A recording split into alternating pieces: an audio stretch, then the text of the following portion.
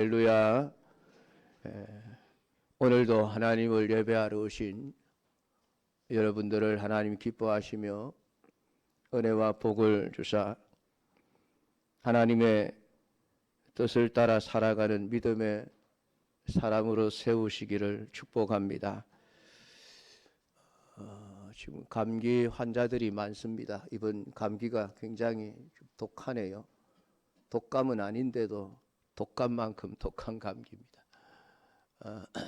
약을 먹어도 잘 낫지가 않고 오래 가니까 조심들 하시기 바랍니다. 우리 교회 평생 표어가 뭔지 혹시 여러분 아십니까? 모르십니까? 관심이 없으신가 보죠. 제일 앞에 표어 제일 위에 보면 적혀 있습니다. 제가 이 교회에 있는 동안에는 저 표어를 꼭 기억하십시오. 하나님의 소원을 품고 행하는 교회. 교회가 그래야 교회라고 생각을 하기 때문에 그렇습니다. 교회는 사람의 소원을 이루기 위해 모인 곳이 아닙니다. 교회는 하나님의 소원을 이루기 위해서 모인 곳이 교회입니다. 그렇기 때문에 교회 구성원들 모두가 다 가슴 속에 하나님의 소원을 품고 그 소원을 이루어 드리기 위해서 행하는 그런 성도들이 되어져야만 하는 것입니다. 왜냐하면 교회는 하나님의 것이기 때문에 그렇습니다. 교회의 머리는 예수님이십니다. 손이 생각하는 거 봤습니까? 발이 생각을 하는 거 봤습니까? 손이나 발, 다른 장기들은 두뇌가 없습니다. 생각이라고 하는 자체를 못합니다. 모든 계획과 모든 생각은 머리에서 나옵니다. 손과 발이 하는 일은 머리의 명령을 받아서 머리의 뜻을 이루어가는 것이지요. 손이 발이 머리가 내리는 명령이 싫어서 아이고 그냥 내 하고 싶은 대로 하겠습니다. 그러면은 어떻게 될까요, 여러분?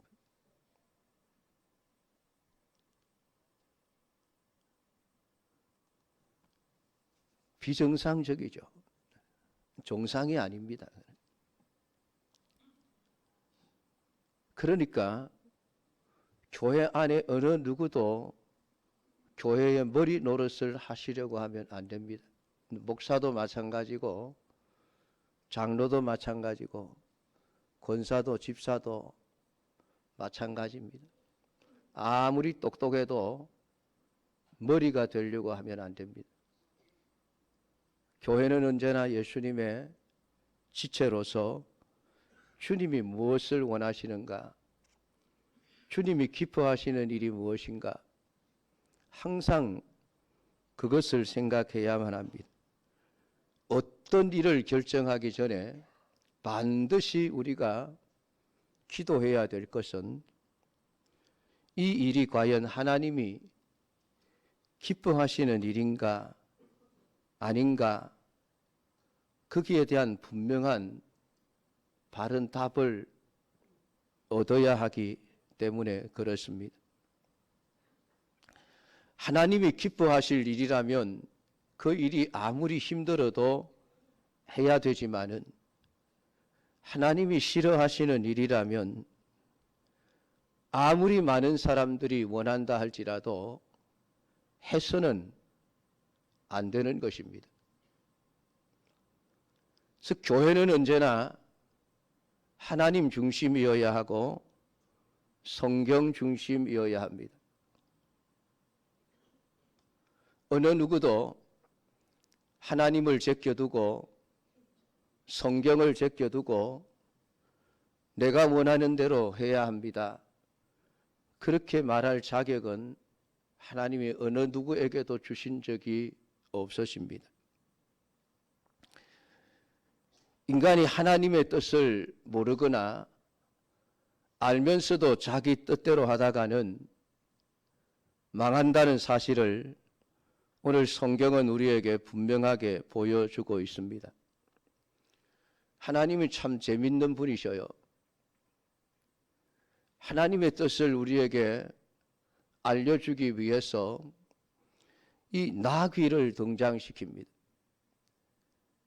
나귀를 등장시켜서 아주 똑똑한 인간 발람을 바보로 만들어 버립니다.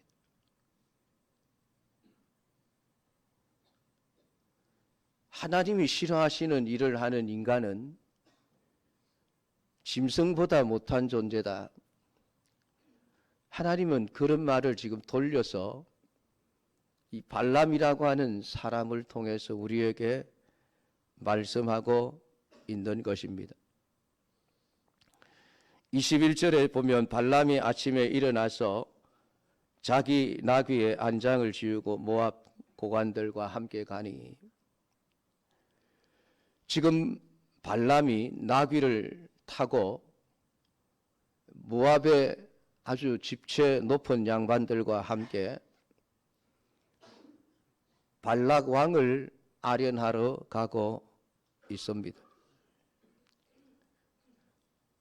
발람이 왜 지금 모압으로 가고 있는지 그 이유는 15절부터 나타나 있습니다. 이스라엘 백성들이 출애굽하여 지금 가나안 땅에 들어가기 위하여 요단 동편에 있는 모압 땅을 지나가게 된 것입니다. 그런데 지금까지 이스라엘 백성들을 대적하던 민족들이 하나님의 심판을 받아 망해버렸습니다.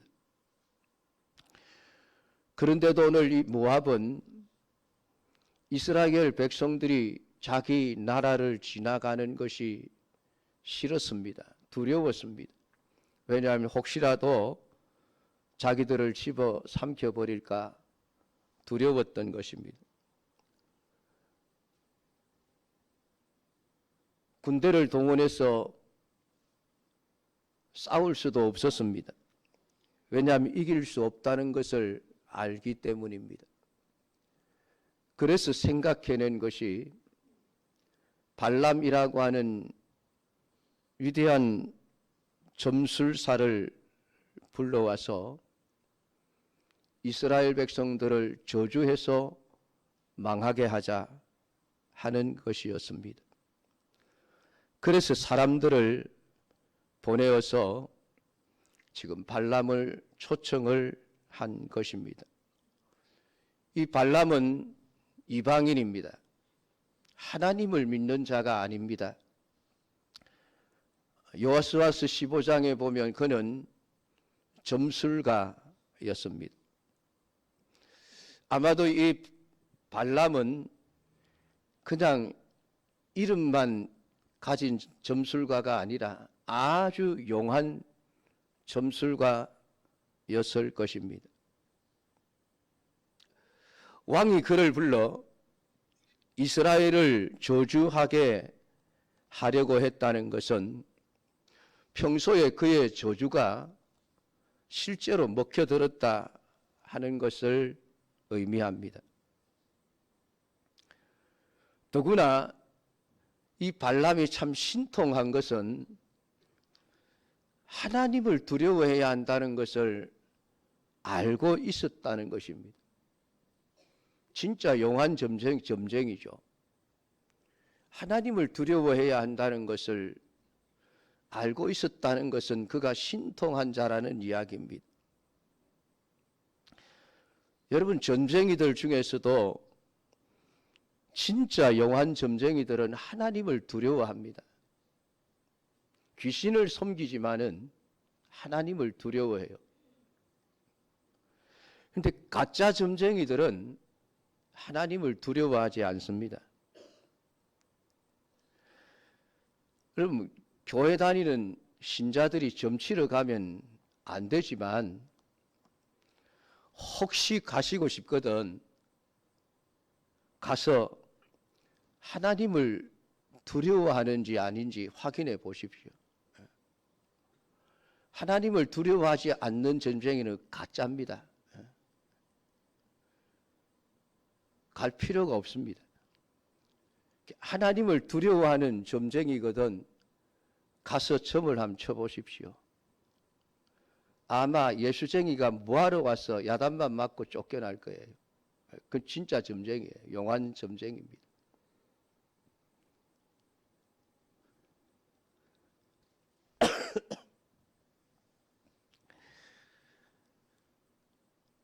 오늘 이 발람은 하나님을 믿지 않는 이방인이면서도 하나님을 두려워할 줄 아는 사람이었습니다. 그래서 처음에 왕이 사람들을 보내고 예물을 보내어서 초대할 때에 나는 못 갑니다. 나는 못 갑니다. 나는 이스라엘 백성들을 저주할 수 없습니다. 하나님이 시키는 대로 할 뿐입니다. 그렇게 얘기를 했습니다. 진짜 용한 점쟁이죠, 여러분. 더구나 하나님은 그 발람에게 찾아가셔서 너 그들과 함께 가지도 말고 그 백성을 저주하지도 말아라. 그들은 복을 받은 자라 분명하게 말씀을 해 주셨습니다. 그래서 발람은 그 왕의 초청을 거절을 했습니다. 이때까지만 해도 발람은 하나님을 두려워하는 모습을 잘 보여주고 있습니다. 그런데 15절부터 발람에게서 다른 모습을 발견하게 되어집니다. 이 모압왕 발락은 이 점술가 발람이 오기를 거절했음에도 불구하고 포기하지 않습니다. 앞서 보냈던 고관들보다 더 지위가 높은 고관들과 더 많은 예물을 보내어서 와 달라고 요청을 합니다. 힘든 일도 아니죠. 그냥 저주 한마디만 하면 될 일입니다. 그리고 와서 이스라엘을 저주해 주면 내가 발람 당신을 크게 존귀하게 만들어 주겠습니다. 그리고 당신이 요청하는 것은 무엇이든지 다 들어주겠습니다. 파격적인 제안을 합니다. 이 요청을 들은 발람 이 점술가가 마음의 동요가 일어나기 시작을 했습니다. 18절과 19절을 보면 발람이 발락의 신하들에게 대답하여 이르되 발락이 그 집에 가득한 은금을 내게 줄지라도 내가 능히 여호와 내 하나님의 말씀을 어겨 덜하거나 더하지 못하겠노라. 그런즉 이제 너희도 이 밤에 여기서 유숙하라. 여기까지만 보면은 발람이 진짜 하나님을 두려워하고 있구나 하는 것을 알 수가 있습니다. 참 하나님의 뜻에 온전히 순종하는 사람이구나 그렇게 말할 수 있겠습니다. 그런데 19절 하반절에 보면 여호와께서 내게 무슨 말씀을 더하실는지 알아보리라. 그날 밤에 당신들 여기서 잠을 자고 있으면은 내가 밤에 하나님께 물어보겠습니다. 혹시 하나님이 마음이 바뀌셨는지 내게 더 하실 말씀이 있는지 알아보겠습니다. 그렇게 이야기를 했습니다. 이게 무슨 의미일까요? 하나님이 내 마음을 좀 알아줬으면 좋겠다. 눈앞에 보이는 은근폐물, 크게 존귀하게 될 수 있는 기회, 세상의 모든 부귀영화를 누릴 수 있는 일생일대의 좋은 기회가 왔는데 그 기회를 날려버리기가 너무 아까운 거예요. 그래서 하나님이 생각을 좀 바꾸어 줬으면 좋겠다. 그 생각을 한 것입니다. 그래서 하나님이 혹시 내게 무슨 말씀을 더 하실는지 알아보리라. 신기하게도 하나님이 나타나셔서 일어나서 그들과 함께 가라. 가지만은 내가 네게 이르는 말만 준행할지니라. 하나님께서 발람 선지자에게 발람 왕에게 가라고 허락을 해 주신 것입니다. 얼마나 좋았겠습니까? 아마 하나님을 밤새도록 찬양했을 것 같아요. 좋으신 하나님, 좋으신 하나님, 참 좋으신 하나님. 어떻게 내 마음을 이리도 알아주시고 내가 원하는 대로 가라고 해 주시는가. 기분 좋게 출발을 했습니다. 나귀를 타고 하인 두 사람을 데리고 이제 자신의 앞길에 놓여질 그 레드 카펫을 생각하면서 막 콧노래를 부르며 가고 있었겠죠. 그런데 어느 순간 갑자기 나귀가 길로 가지 아니하고 자꾸만 길 옆에 밭으로 내려가 버립니다. 한참 기분 좋게 가는데 그만 기분이 잡쳐버린 것이죠. 나귀를 때리기 시작을 합니다. 야 이놈아, 왜 길도 아닌데 자꾸 밭으로 내려가. 길로 가자, 길로. 사정없이 매질을 하기 시작을 합니다. 그런데 이 나귀가 뭘 잘못 먹었는지 때려도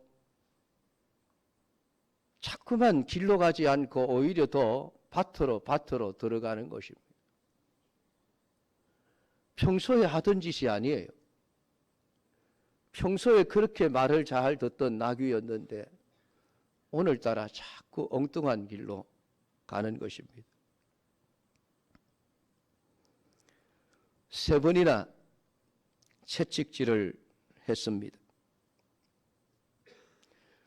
그러다가 좁은 길에 가서는 아예 나귀가 가지 않고 길에 엎드려 버리는 것이었습니다. 그러자 그 나귀를 심하게 때리기 시작합니다.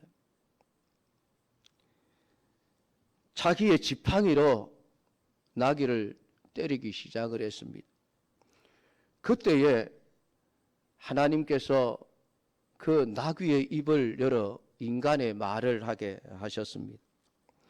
도대체 내가 당신에게 무엇을 행하였기에 나를 3번이나 이렇게 때리십니까? 발람이 나귀에게 말합니다. 야, 네가 나를 거역했기 때문에 내가 너를 때리지. 내 손에 칼이 있었으면 너를 죽였으리라. 여러분, 이 말씀을 잘 기억하십시오.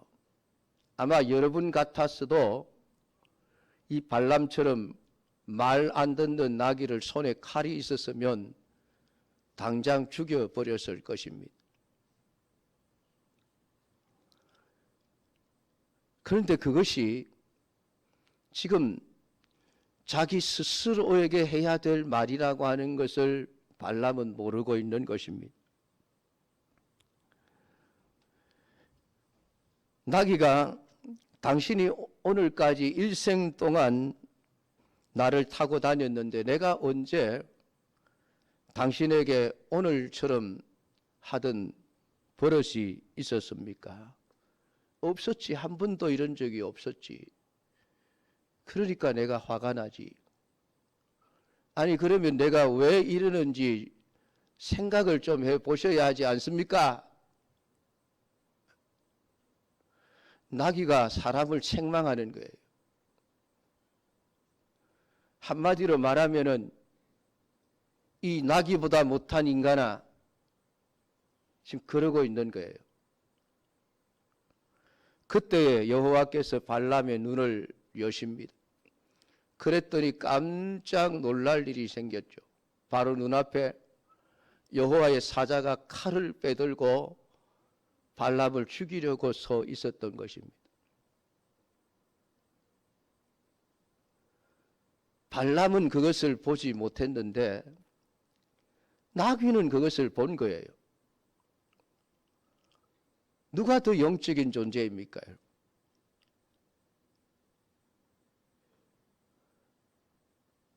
발람보다 나귀가 더 영성이 더 높았습니다.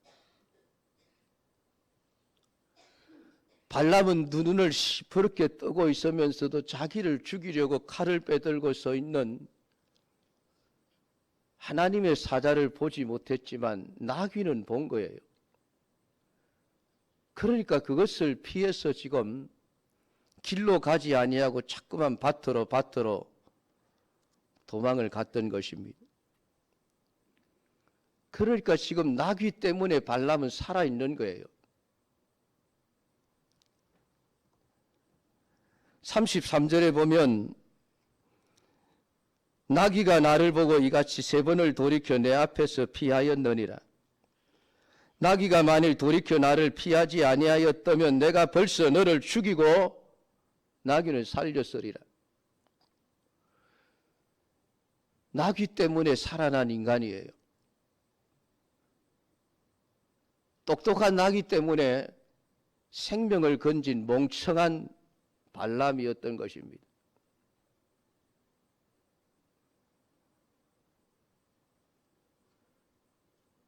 하나님은 왜 가라 하셨는데 발람을 죽이려고 길을 막아 선 것일까요? 32절에 보면 여호와의 사자가 그에게 이르되 너는 어찌하여 네 나귀를 이같이 세 번 때렸느냐? 보라, 내 앞에서 네 길이 사악함으로 내가 너를 막으려고 나왔더니. 발람이 가는 그 길이 사악한 길이라. 그래서 하나님이 너를 죽이려고 지금 나왔다라고 말씀을 하고 있습니다. 결국 발람은 자신의 생각이 얼마나 잘못된지를 깨닫고 고백을 합니다. 34절에 가면 내가 범죄하였나이다. 당신이 나를 막으려고 길에 서신 줄을 내가 알지 못하였나이다. 당신이 이를 기뻐하지 아니하시면 나는 돌아가겠나이다. 자신이 하나님께 범죄했음을 고백하고 있습니다. 그런데 하나님은 분명히 처음에는 가지 말라고 하셨는데 왜 두 번째는 가라고 하셨을까요? 재물 앞에, 부귀영화의 유혹 앞에 흔들리는 발람의 마음을 아셨기에 그 마음이 얼마나 악한 것인지를 가르쳐 주시기 위해서 하나님은 그래, 한번 가봐라 하는 심정으로 가라 하신 것입니다. 하나님의 뜻은 이미 명백하게 가서는 안 된다라고 하는 것을 처음에 말씀하셨습니다. 그런데 우리 인간은 하나님의 말씀을 듣고 하나님의 뜻을 알고도 금방 순종하려고 하지 않습니다. 내가 잘못 들었을 거야. 하나님이 뭔가 착각을 하셨을 거야. 아마 그러니까 하나님이 다시 한 번 더 물으면은 하나님이 생각을 바꾸실 거야. 많은 사람들이 하나님을 믿는 신앙생활을 하면서 그렇게 신앙생활을 하는 거예요. 우리가 예레미야서를 읽어보면은 유대의 마지막 왕인 시드기야 왕이 예레미야를 자꾸 찾아옵니다. 하나님이 뭐라고 말씀하시더냐. 처음에 예레미야는 왕이여, 왕이 살려면은 바벨론에 항복하십시오. 분명하게 하나님의 뜻을 알려주었습니다. 그런데도 예레미야를 자꾸 찾아와서 하나님이 뭐라고 말씀하시더냐, 뭐라고 말씀하시더냐. 자꾸 묻는 거예요. 왜 물을까요? 하나님의 뜻을 알고 싶어서 묻는 게 아니에요. 자기들이 원하는 대답을 해주기를 원해서 자꾸만 묻는 거예요. 자기들이 원하는 대답이 뭘까요? 시드기야와 그의 고관들이 모여서 회의를 했습니다. 우리가 살 길은 무엇일까? 하나님은 바벨론에 항복하라고 하시는데 우리가 살 길이 어디에 있겠습니까? 바벨론에 항복하면 안 됩니다. 우리가 애굽과 손을 잡고 바벨론을 물리칩시다. 충분히 이길 수 있습니다. 그렇게 자기들이 결론을 내려놓은 거예요. 그런데 하나님이 자꾸 바벨론에 항복하라, 항복하라 하니까 이 말씀이 마음에 안 드는 거예요. 그러니까 하나님이 뭐라고 하시던가? 뭐라고 하시던니까? 뭐라고 하셨습니까? 자꾸만 묻는 거예요. 예레미야도 미칠 지경이죠. 아니 하나님이 바벨론에 항복하라고 분명히 말씀하셨지 않습니까? 근데 왜 자꾸 묻습니까? 결국은 뭐예요? 그래, 애굽하고 손잡고 바벨론과 싸우라 그러면 내가 이기게 해줄게. 하나님이 그렇게 말씀해 주시기를 원하시는 거예요. 이게 인간이에요, 여러분. 하나님의 뜻을 알면서도 하나님의 뜻에 순종하기보다는 자꾸만 내가 원하는 대로 하나님이 해주기를 원하시는 거예요. 우리가 기도를 해도 하나님의 뜻이 무엇인지를 알지만은 또 우리는 같은 기도를 또 합니다. 왜 그렇습니까? 하나님, 내가 원하는 것을 이루어 주시겠다고 해 주십시오. 그것 때문에 우리는 끈질기게 기도하는 거예요. 하나님이 생각을 바꾸어 주기를 바라서. 그러니까 하나님은 이 발람이 그런 마음을 품고 하나님 어떻게 할까요? 또 물을 때에 그래 가라 말씀을 하신 것입니다. 그게 죽는 길이라는 것이죠. 너는 내가 분명히 처음에 안 된다고 말했지 않느냐. 그러면은 하나님은 시건하지 않으시는 분이신 줄 네가 알고 그것이 하나님의 변하지 않는 뜻인 줄 알고 네가 안 가야 되지. 왜 또 묻느냐. 그래, 네 한번 가봐라. 그러면서 기분 좋게 가는 발람의 앞길을 하나님이 죽이려고 막아선 것입니다.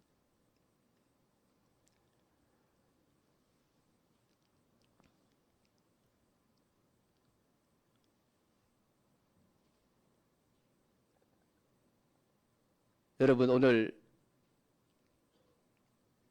여러분의 신앙의 삶에 있어서 여러분의 생각은 어떠합니까? 오늘 하나님은 하나님의 뜻을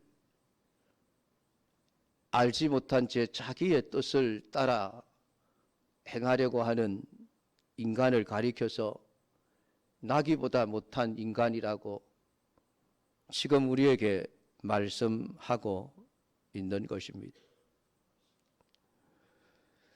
여러분은 하나님을 바라보고 사십니까? 아니면은 여러분이 원하는 삶을 살아가려고 하십니까?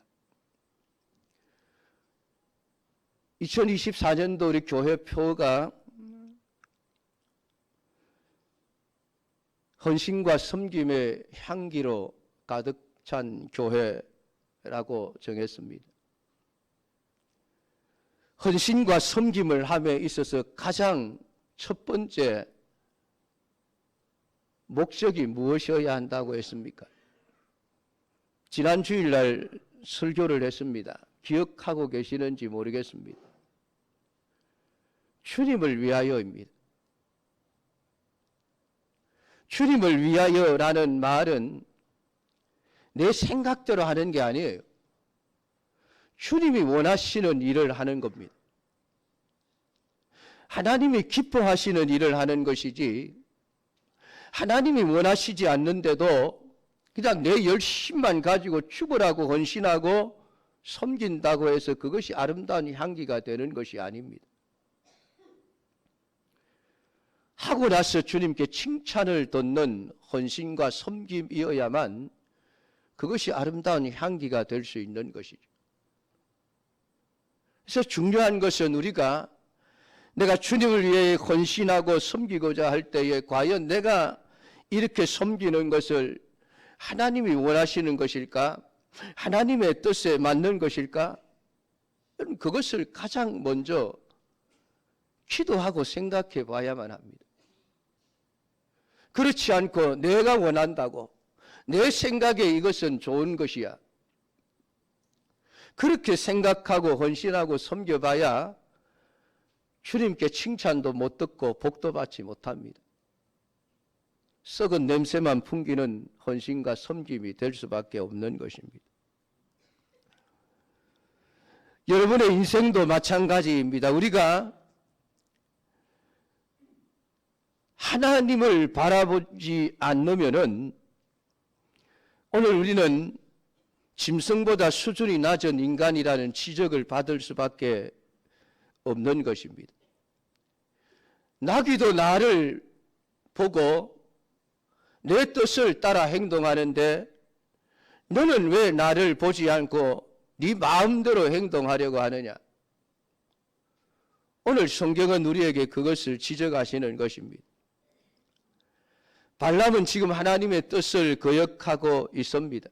아마 그는 스스로는 하나님이 모압으로 가라고 해서 간다고 생각할 것입니다. 그러나 실제 가고 싶어 했던 것은 발람 자신의 마음이었습니다. 발람은 나는 하나님께 물었기 때문에 하나님을 거역한 것이 아니다라고 생각을 했을 것입니다. 그런데 두 번씩이나 하나님께 묻는 자신의 속마음을 감추고 있는 것일 뿐입니다.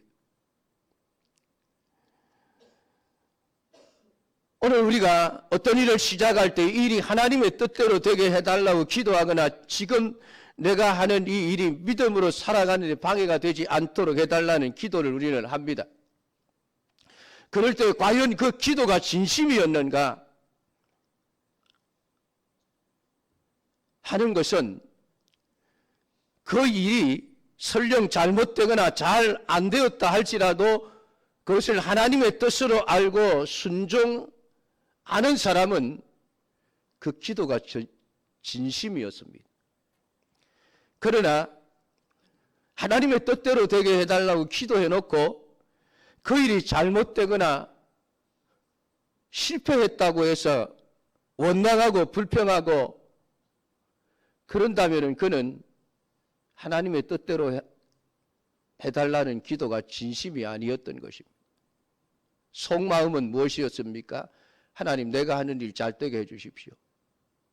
진짜 속마음은 그건데 겉으로만 하나님 뜻대로 되게 해주십시오라고 기도한 것일 뿐입니다.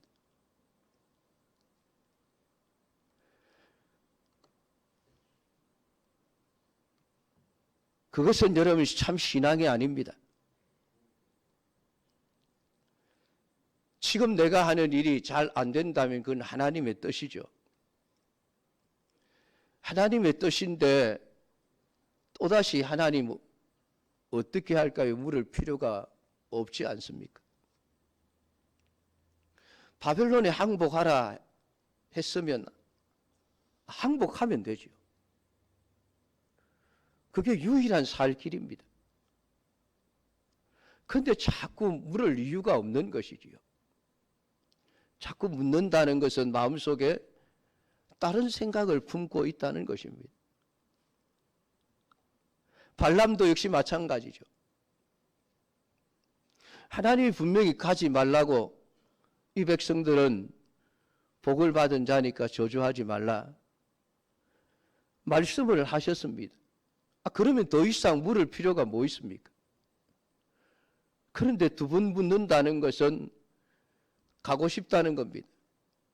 하나님 가게 해 주십시오라는 생각이죠. 그걸 감추어 놓고 하나님 어떻게 할까요? 묻는다고 해서 그것이 진실한 기도입니까? 아닌 거예요.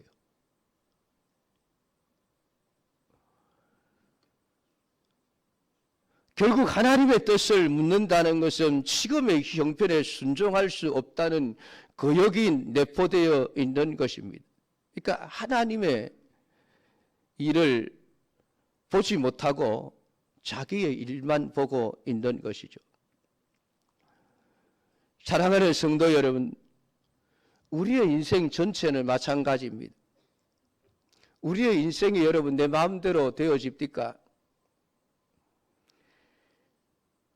24절 말씀은 우리의 인생의 모습을 그대로 표현해 주고 있습니다. 여호와의 사자는 포도원 사이 좁은 길에 섰고 좌우에는 담이 있더라. 여러분, 우리 인생의 길에는 좌우에 담이 쌓여져 있습니다. 그리고 앞에는 하나님이 가로막고 있습니다. 한마디로 하나님 앞에서는 하나밖에 없는 길을 가고 있고 막다른 길이고 도간에 든 지입니다. 하나님을 믿든 안 믿든 모든 사람은 하나님으로부터 도망칠 수가 없는 거예요. 마지막에는 결국 우리가 하나님 앞에 설 수밖에 없는 존재들입니다. 아무리 한평생을 하나님 없이 하나님으로부터 도망쳐서 잘 살았다 할지라도 결국은 인간은 죽음을 맞이하게 되어집니다. 그 죽음이라고 하는 것은 결국 하나님 앞에 선다는 것이에요. 모든 사람의 마지막은 하나님 앞에서 마치게 되어 있는 것입니다. 사랑하는 성도 여러분, 우리의 인생의 걸음걸음은 하나님이 막고 있습니다. 우리 마음대로 되는 인생이 아닙니다. 그런데 오늘 우리가 우리 앞에 하나님을 보지 못하고 그저 우리의 마음에 맞는 인생으로 빠져나가 살아보려고 애를 쓰며 살지만은 결국은 그것은 우리를 상하게 하는 인생이 되어져 버린다는 것입니다. 오늘 발람은 자신이 여호와를 거역하고 있다는 것을 자신을 막고 서 있는 여호와의 사자를 보고 나서야 비로소 깨닫게 되어집니다. 그 눈이 밝아졌을 때 비로소 그는 깨달았습니다. 나귀가 자기의 말을 거역한 것 때문에 내가 살았구나라고 하는 것입니다. 내 인생에 안 될 때에 내가 망하는 것인 줄 알았는데 내 인생이 안 될 때 그때 그것 때문에 내가 살았구나라고 하는 이야기입니다. 만약에 나귀가 발람의 뜻대로 움직였다고 한다면 발람은 여호와의 사자의 말대로 나귀가 만일 돌이켜 나를 피하지 아니하였더라면 내가 벌써 너를 죽이고 나귀는 살렸을 것이라. 벌써 죽었어야 할 발람이 나귀 때문에 산 거예요. 나귀의 영알이 밝아서 산 거예요.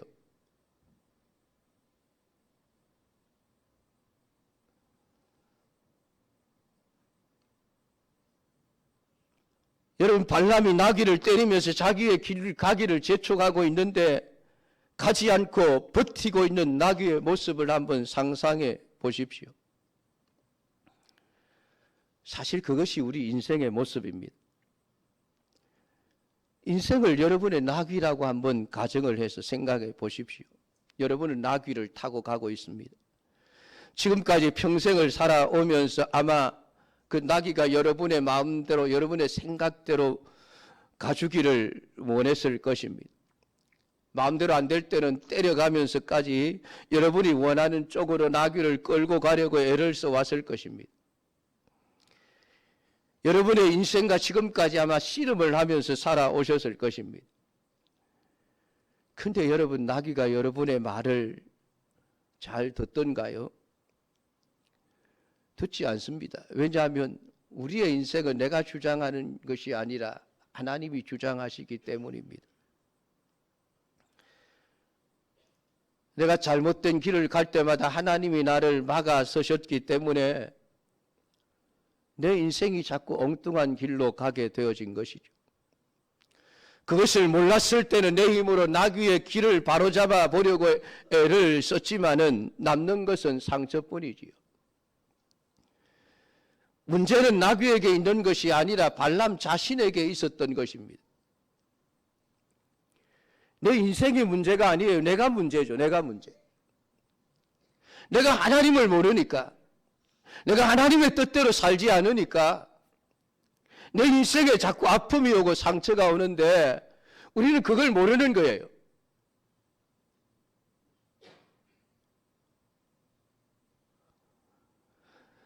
하나님의 뜻을 따라 살지 않고 억지로 내가 원하는 길을 가려고 할 때 우리에게 남는 것은 결국 아픔과 고통뿐임을 우리에게 보여주고 있는 것입니다.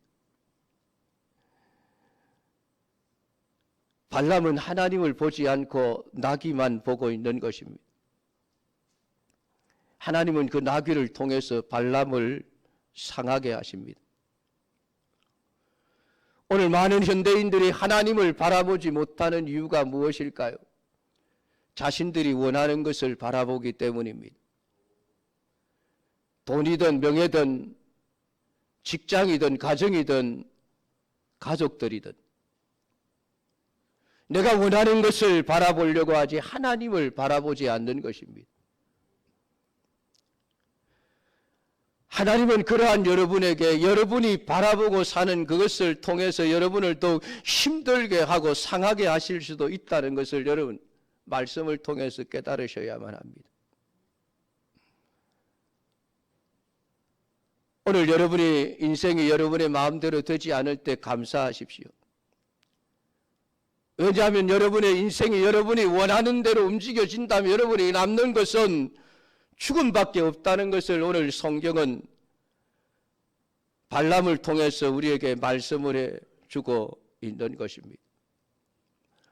오늘 여러분이 개인이나 교회 일이나 어떤 일을 할 때에 가장 먼저 물어야 될 것은 이 일이 하나님이 기뻐하시는 일입니까?